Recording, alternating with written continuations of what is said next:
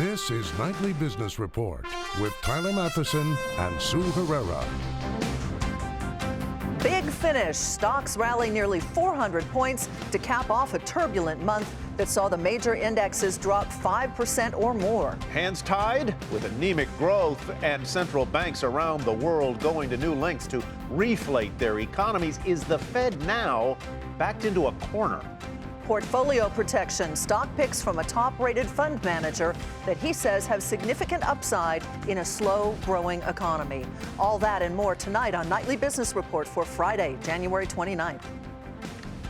Good evening, everyone, and welcome. Well, if you can't make sense of these markets, don't feel bad. Neither can we, really. To many market observers, January has been a month of turbulence and transition, defying neat explanations. Polar vortex? Not this year. Bipolar market, you bet. And that pretty much explains January. And on this final day of trading for the month, stocks in a deep funk for much of January roared higher.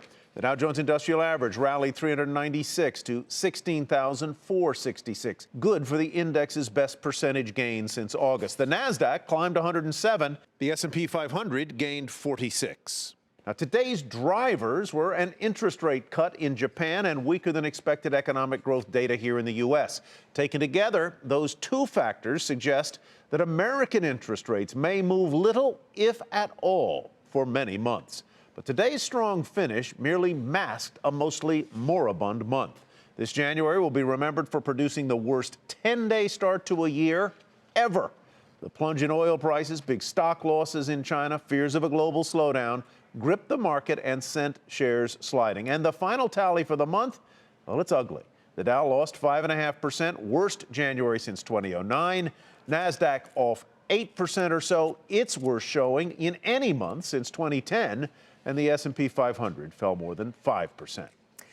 More on the economy now, which saw growth sputter in the final months of last year. Gross domestic product, the broadest measure of economic output, expanded at 0.7% in the fourth quarter.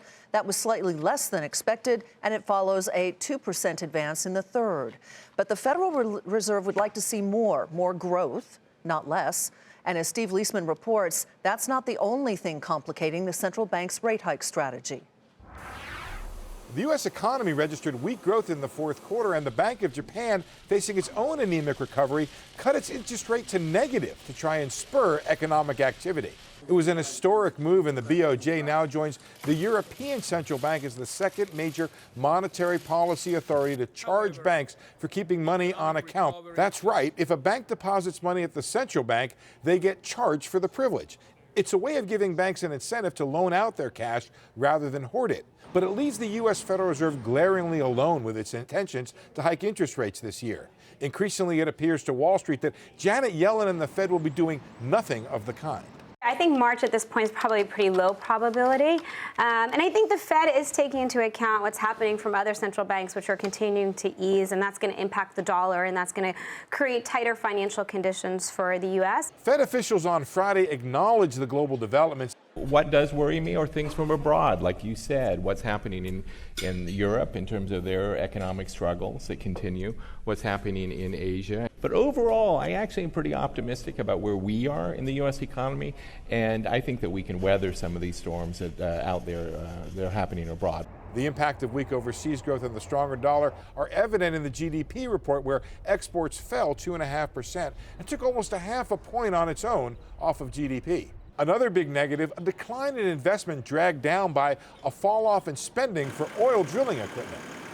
The one bright spot, consumers, who were weaker than the third quarter but still grew their spending more than 2%. They're a big reason why many economists expect growth to improve this year. The U.S. economy has held up remarkably well, but it could get some help from foreign economies if negative interest rates have their intended effects. I think this is all pointing to the fact that other central banks are finally getting on the program that they have to create the liquidity that the Fed no longer needs to do for the U.S. economy. A big Wall Street rally showed investors were content to shrug off the weak U.S. growth and roll the dice on the prospects for better foreign growth and less Fed tightening. For Nightly Business Report, I'm Steve Leisman. So will investor optimism help carry this little rally through into February? And will today's weak data change the Fed's course for rate hikes? John Canale is Chief Economic Strategist at LPL Financial, here to weigh in on that discussion. John, always good to see you. Why don't we start with where Steve left off, and that is what effect today's GDP data, the moves by the Bank of Japan, will have on the course of American interest rates. What do you expect for the remainder of this year? Yeah, I think the Fed is in kind of a tough spot here.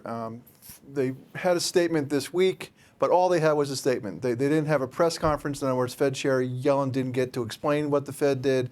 There was no new set of economic forecasts from the FOMC itself. The next time we're going to hear from the Fed on any of that is in the middle of February. I think it's February 10th, when Fed Chair Yellen testifies before Congress. So we really have another 10 days or so before we actually hear what the Fed is thinking about this. My sense is the Fed is concerned about global growth, but probably not as concerned as financial markets are. But they are concerned. The market right now only has the Fed hiking rates one time this year. The Fed says it's still going to do 4 hikes this year. So that's got to meet in the middle. My guess is it probably meets closer to what the market thinks than the Fed thinks, but we have another 10 days or so to wait that out. We won't know until then. You know, John, there is a lot of rumor going around in the market and a lot of fear in parts of the market, despite today's big move to the upside, about things like sovereign debt defaults, currency defaults, things that we have seen in the past. Are those valid? The market seems to think that they are possibilities, despite some of the strengths we see here at home. That's correct. I think today's rally off of the Bank of Japan move we had overnight, and the fact that the Fed is probably going to have to rein back its rate hikes, that's a good thing. But remember, Groundhog Day is next Tuesday, and we could just repeat January all over again if we get some kind of a currency move based on what happened with the Bank of Japan. So the Bank of Japan is in essence weakening the yen. That might impact what China does with its currency, and then the China's trading partners might have to change what their currencies are doing. That kind of knock-on effect, we last saw it in real time back in 1998. And that was a very unpleasant, volatile second half of 1998. I'm not saying that's not our base case, but I think the unspoken fear in the markets is that happening, or the fear of that happening really, I think, is what's driving asset prices, at least in January so far. I spoke earlier today to the CEO of Whirlpool, who is clearly worried about the strength of the dollar. It is hurting his business. Do you think that will persist and hurt American multinationals significantly in 2016? Quick answer, please. You know, quarter to date, the dollar is up about 5% versus where it was a year ago. The headwind is abating, but it's still there. Shouldn't be as bad in 16 as it was in 15. All right, John. Thank you for the quick answer. John Canale with LPL Financial. Thank you. Oil prices rose today to just above $33 a barrel after a government report showed production fell in November for the second consecutive month. The number of oil rigs also dropped for the 6th straight week. Traders are tracking those things closely, any information on potential supply changes given the global glut of crude. But despite today's rise, oil saw a double-digit decline for the month of January. Some of the biggest energy companies in the world are now feeling the wallop of those low oil prices. Today, Chevron reported a loss of more than $500 million in the most recent quarter. Its full-year profit, the lowest it's been in 13 years. Morgan Brennan reports now on Chevron's financial pain. Chevron reporting its first quarterly loss since 2002. As oil prices collapsed to the lowest level in over a decade, the U.S.'s second largest energy company saw earnings plunge more than 75% in 2015. The lion's share of losses came from the upstream division, which explores for and produces oil and natural gas. But during the fourth quarter, results were surprisingly weak in the downstream segment as well, as refining operations also saw profit tumble. After slashing its 2016 spending forecast 24% last month, CEO John Watson reiterated plans to cut costs, including reducing the company's workforce by 10%. Chevron also hopes to sell up to $10 billion in assets through 2017, after shedding $6 billion worth last year. But as the company braces for oil prices to remain lower for longer, Watson again stressing that the company's, quote, #1 financial priority is to maintain and grow the dividend, which currently yields 5%. After last quarter, analysts questioned just how long Chevron can pledge to do that. But Watson insists it's kept a strong balance sheet just for times like this. cash flow, as you can see by Chevron's performance today, is tight. They're going to have to borrow money this year if prices don't improve and if they want to maintain that dividend. But given the growth projects that they have in store for the next 2 or 3 years, it's a nice balance between growth opportunities and the ability to pay that dividend. As the first of the major international oil companies to report, Chevron's miss could be a harbinger of more tough news to come. When ExxonMobil, BP, and Royal Dutch Shell report next week, the same factors will be in focus: plunging upstream profit, the resiliency of refining operations, and assurances that dividends will remain intact. For Nightly Business Report, I'm Morgan Brennan. Still ahead, the senator who wants to crack down even harder on corporate crime.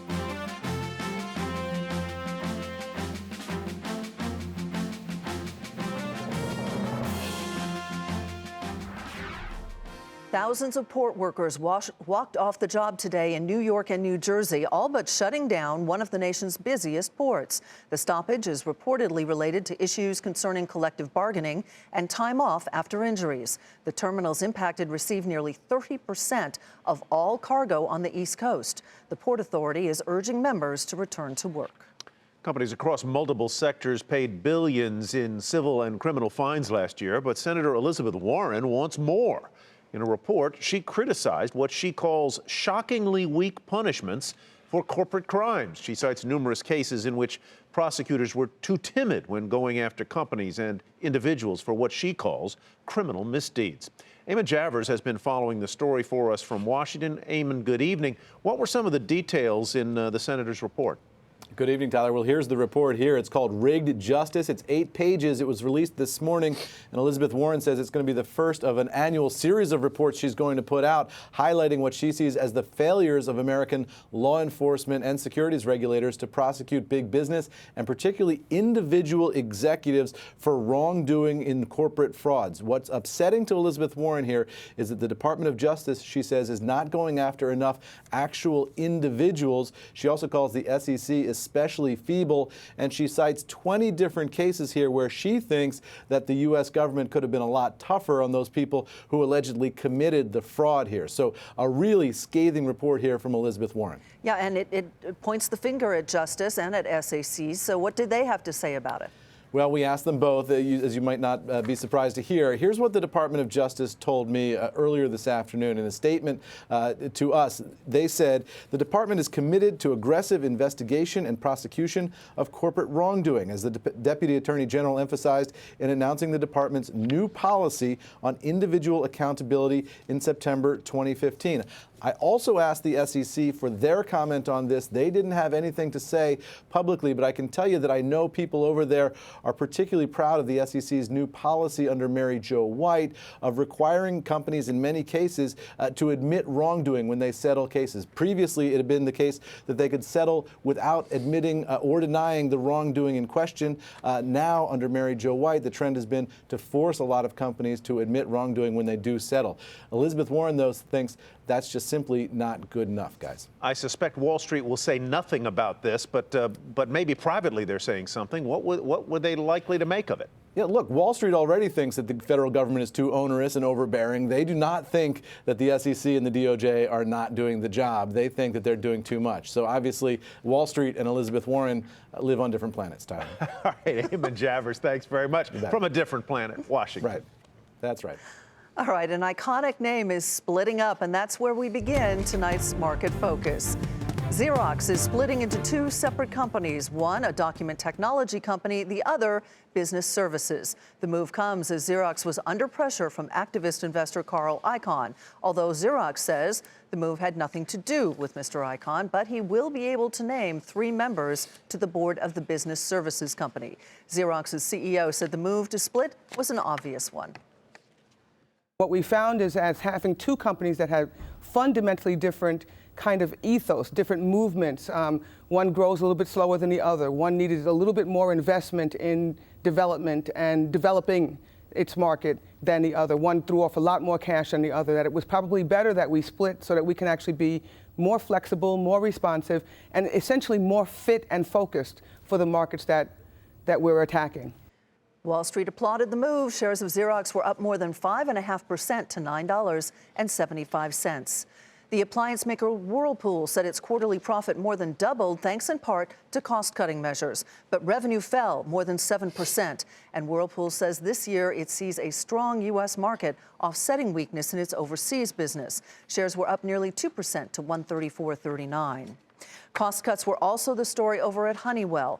The moves helped lift the company's profit and offset a drop in sales hurt by the strong dollar. The diversified technology manufacturer also reiterated its upbeat forecast for 2016. Honeywell jumped more than 5% to $103.20. American Airlines posted a record profit for its fourth quarter and for all of 2015. Cheaper fuel prices helped offset a drop in revenue. The company says it expects to save another $2 billion in 2016 on those fuel prices. Shares of American up more than 2%, $38.99 the close there. Falling cigarette volumes were a driving factor in Altria Group, missing its earnings estimates. The owner of Philip Morris also said it is working to cut $300 million in costs by the end of next year. That will include about 500 salaried workers. Shares of Altria Group up 2.5% today to 61.11. And shares of Merck got a lift today after the Food and Drug Administration approved the company's new treatment for hepatitis C. Merck is the latest to enter the growing market for Hep C and will compete with treatments from Gilead Sciences and AbbVie. Merck rose 3% to 50.67, while Gilead was off 5%. AbbVie dropped 2%. And now to our market monitor, who says stocks, he says, will provide some protection to your portfolio during periods of uncertainty in this market. It is his first time joining us on the program. He is Rich Weiss, a Morningstar 5-star fund manager at American Century Investments, where he oversees $25 billion in assets. Welcome, Rich. Nice to have you here. Nice to be here. Thank you. Let's start, first of all, with your overall take on this market. Well, unfortunately, we see the economy both globally and domestically slowing down. The fact is we're not necessarily looking for a recession, but U.S. real economic growth widely forecast to be maybe growing at 2.5% this coming year. That's roughly in line with what we saw last year, so stagnating growth. We're not getting much of a push from overseas, and China continues to decelerate. So we're really battening down the hatches and trying to bulletproof our portfolios. As the stock market now moves from the more growthier stocks to the value sectors, it's imperative that you shift your asset allocation. Looks like you're trying to bulletproof with a couple of energy names. Let's start with Entergy. Give me your thumbnail on that one. Entergy is an integrated energy company in transition, primarily electric utilities in the Gulf states, Mississippi, Louisiana, Texas, Arkansas, but they also own some nuclear plants up in the Northeast, which they are in the process of negotiating decommissioning.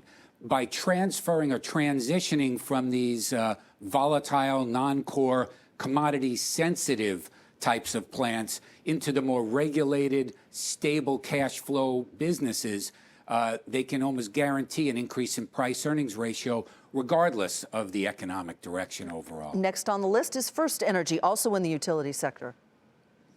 Right. Similar story there. Under the leadership of Chuck Jones, just appointed CEO, they're going to a back-to-basics strategy. They're going to focus on their core electric utilities businesses across the mid-Atlantic states, including Ohio. And they, too, are pursuing this transitional strategy from the deregulated, the highly volatile, deregulated industries in nuclear and coal over to the regulated industries, so you get better earnings visibility and a higher multiple. Both of those energy stocks are trading at maybe 10 times earnings.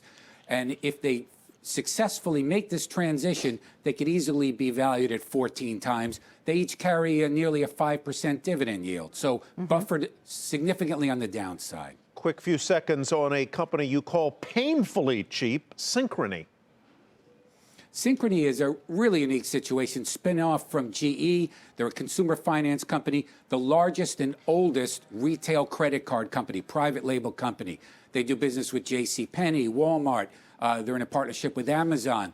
Huge online database of information which they've yet to monetize. They're growing online. They have extremely healthy growth rates. Citigroup, Capital One, TD Bank are all trying to get into this lucrative market, but Synchrony's got the lock on it, also at a 10 times PE. All right, we'll leave it there. Thanks, Rich. We'll see you again soon. Thank you, Richard Weiss with American Century Investments. Just a month ago, most people hadn't heard of the Zika virus. Now everyone's talking about it, especially after the World Health Organization said it is spreading explosively in the Americas, with as many as 4 million cases possible over the next year. Meg Terrell reports on what we know and what's being done to control it. Though its symptoms are generally mild, the concern about the Zika virus is mainly for pregnant women. Brazil has seen a 20-fold higher incidence of the birth defect microcephaly as cases of Zika soared. Microcephaly leads to smaller heads and less developed brains in babies. The link isn't proven, but officials are concerned. Some countries in the region have advised women to delay pregnancy, and the CDC advises pregnant women to delay travel to those areas where Zika is spreading. The United States has had more than 30 cases reported, but they've been among travelers to the more than 20 affected countries in Central and South America. The virus isn't reported to be spreading here, and experts say the risk in the U.S. currently is lower than other areas. We have to have a very healthy degree of respect for this virus, but I don't think that we need to be unduly alarmed just yet. That's because of the way the Zika virus spreads. It's carried by the Aedes aegypti mosquito, which also carries dengue fever and chikungunya. It's spreading rapidly in Central and South America because there are a lot of people that are currently infected and a lot of those mosquitoes. We have very local distribution of Aedes aegypti mosquitoes. They're mainly found in the warm southernmost parts of the United States, where mosquito control efforts have curbed outbreaks of dengue and chikungunya. But with spring vacation season looming, some on Wall Street worry about the effect to travel to the Caribbean. Airlines are offering options to travelers who want to change tickets due to Zika. American said today it's too early to tell what impact Zika could have, but that it hasn't seen a material change to flight bookings because of the virus so far. Another group with exposure to the area is cruise lines. The Caribbean is a key location for cruise companies. For Carnival, the region accounts for about a third of its passengers. Stocks of Carnival, Royal Caribbean, and Norwegian Cruise Line holdings all have had a tough start to the year. And while there's no treatment or vaccine for Zika available now, work is underway. We have the capability now of moving very quickly to get a vaccine candidate into what we call phase 1 clinical trial to determine if it's safe and if it induces the kind of immune response that you would predict would be protective. Dr. Anthony Fauci of the NIH says a vaccine likely wouldn't be ready for several years. The best bet, officials say, is to protect against mosquitoes. For Nightly Business Report, I'm Meg Terrell. And coming up, Taking a Swing, the big industrial company that is helping build a better golf club.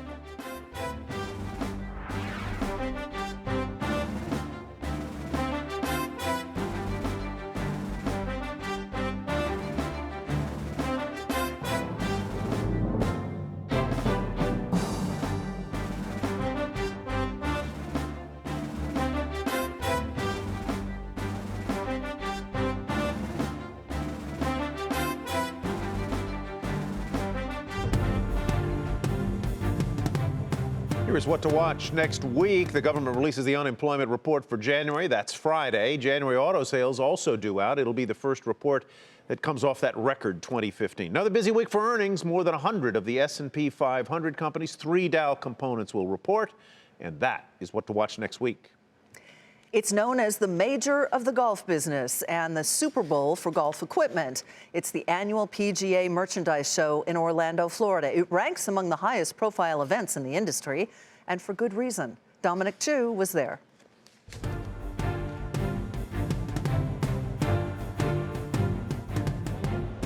It's the who's who of the golf business. More than 1,000 companies are on display, and over 40,000 attendees are expected to wander through the convention center floor.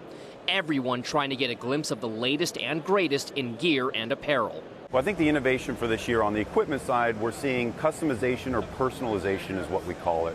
We're able to do that through the King family, and it's really tuning that product to the golfer where they're going to pick up the most benefits. Technology plays a big role in the development of golf equipment. Some companies even use partnerships with huge industrial companies to further their cause. One of the cool partnerships that we've really had for many years is, a relationship with Boeing, and it's really expanded in multi-levels across the organization. But this last year, we partnered with them to make our equipment better. All of this comes at a time where the game of golf is at a crossroads. The economy is showing signs of slowing, but there is a sense of optimism in the game. At PGA of America, we're incredibly excited about 2016, which for us is a truly unprecedented year. We have such an energy in golf right now. There's a lot of buzz here at the PGA Merchandise Show, but the real question now is, will that buzz translate into real-world gains on the fairways and greens? For Nightly Business Report, I'm Dominic Chu, Orlando, Florida. And before we go, let's take another look at the day and maybe not so much the month on Wall Street. The Dow did rally nearly 400 points. The NASDAQ climbed 107. The S&P 500 added 46. That's the good news. For the month, it wasn't so good. It wasn't pretty at all. The major indexes fell more than 5%. Goodbye, January. Goodbye, January. Exactly. All right. Have a great weekend. That's Nightly Business Report for tonight. I'm Sue Herrera. Thanks for watching. And I'm Tyler Matheson. Sorry for stepping on you there. Have a good weekend, everybody. We'll see you Monday.